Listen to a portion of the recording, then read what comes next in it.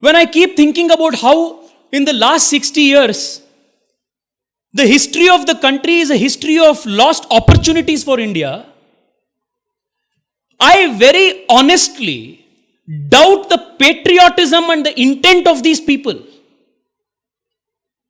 These guys weren't patriots. No, they weren't. Because if you are a patriot, you will not deliberately keep the people of your country poor. You will not deliberately deprive them of economic opportunities. These guys did it the last 60 years. And all of these people now have come together to fight Narendra Modi.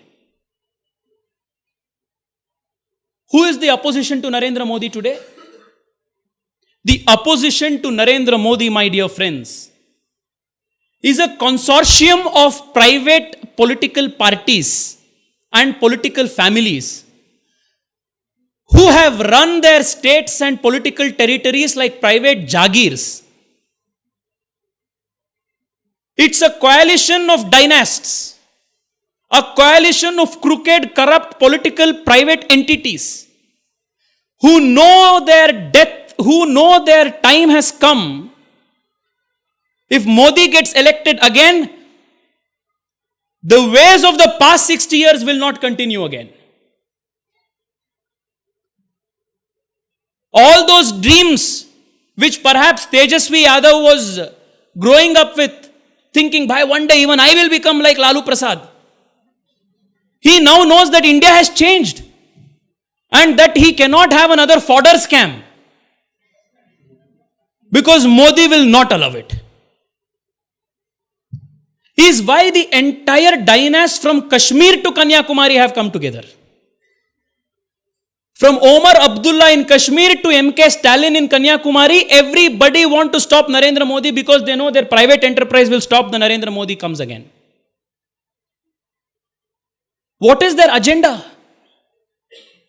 Former Prime Minister Deve Gowda, who hails from my state, in a recent political rally, he said the only agenda of our coalition is to stop Modi.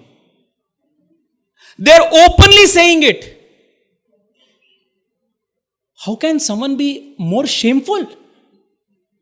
Modi is saying my agenda is a new India. My agenda is a $5 trillion economy. My idea is in 2020 a superpower. This is one agenda on the side.